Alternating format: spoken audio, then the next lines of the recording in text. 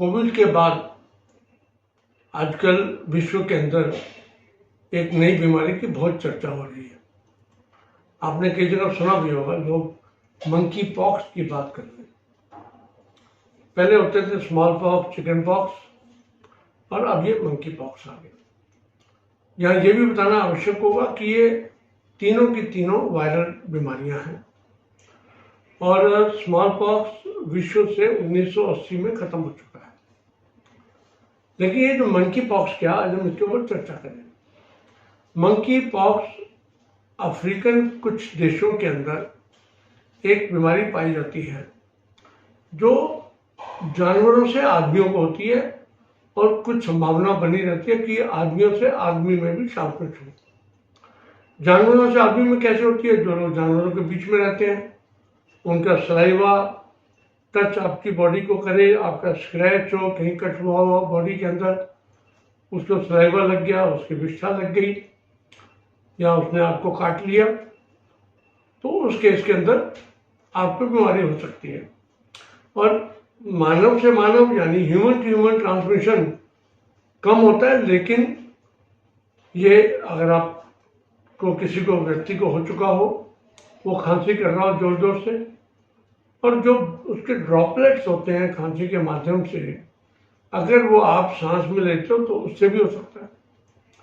और मनुष्य से मनुष्य के अंदर अगर एक व्यक्ति को चिकन पॉक्स के दाने निकले हों, उसकी हम चर्चा बाद में भी करेंगे, वो दानों से अगर एक नॉर्मल आदमी उसके साथ बैठता है जिसकी स्किन के ऊपर कोई भी कट हो, चाहे इनविजिबल कट हो, उससे ट्रांसफर हो सकती है बीमारी। Chances of transmission are rare, लेकिन हो रही है। आज की तारीख में करीब 19 देशों में से 250 के करीब केस हो चुके हैं।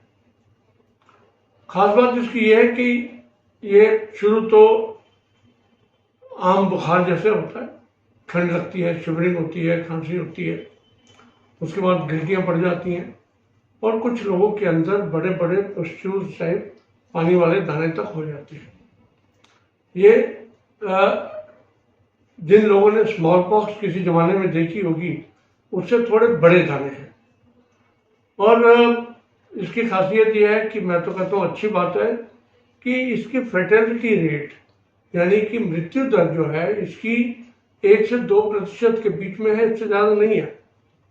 और यूजुअली इसके लॉन्ग टर्म इफेक्ट्स भी नहीं रहते।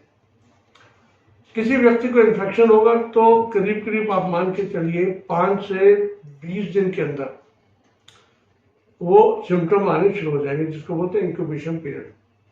5 से 20 दिन के अंदर पहले बुखार आएगा, ठंड लगेगी, शरीर के अंदर टोटल होगी, फटीग होगी और उसके 5-7 दिन के बाद शरीर के अंदर दाने शुरू हो जाते हैं। और इसके दाने भी मुंह पर और बाजुओं पर और टांगों पर ज़्यादा होते हैं और ये करीब 3 से 4 सप्ताह ले सकता है पूरी बीमारी ठीक होने में।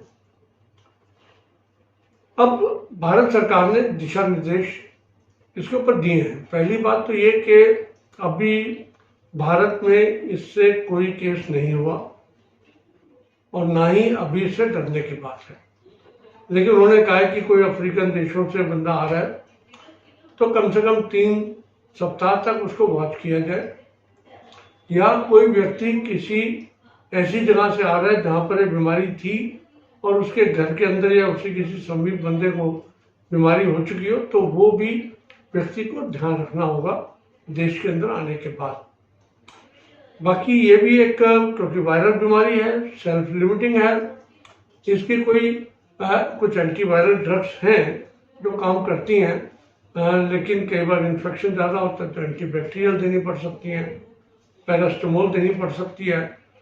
अदरवाइज आज की तारीख में कोई पैनिक वाली स्थिति भारत देश के अंदर नहीं है। और सरकारी गाइडलाइंस के हिसाब से भी अगर किसी को ऐसा कुछ होता है तो वो नियरेस्ट डॉक्टर या सरकारी सेंटर पर जाकर उसका बताएं और वो एक नोटिफाइबल डिजीज है, उसको सर्वेलेंस ऑफिसर्स को नोटिफाई करके बताना होगा कि ये होता है। अब इससे बचाव के क्या तरीके हैं? बचाव का तरीका सबसे पहले मैंने बताया कि जब तक आपके क्षेत्र में किसी को नहीं है, आपको नहीं होगी। कोई बाहर से लाएगा, इंपोर्ट होगी बीमारी तो होगी, नहीं तो नहीं होगी। और जो स्मॉल पॉक्स का टीका था, जो चेचक का टीका शुरू में लगता था, आप सबको याद होगा, वो 85% कारगर है इस बीमारी के अंदर भी। और कई अमीर देश, उन्होंने वो स्मॉल पॉक्स की जो वैक्सीन थी उसको उन्होंने स्टोर भी करना शुरू कर दिया कि कहीं मान लो कल को मैन टू मैन ट्रांसमिशन के केसेस बढ़ने लगे तो हो सकता है उनको मास वैक्सीनेशन की जरूरत पड़े।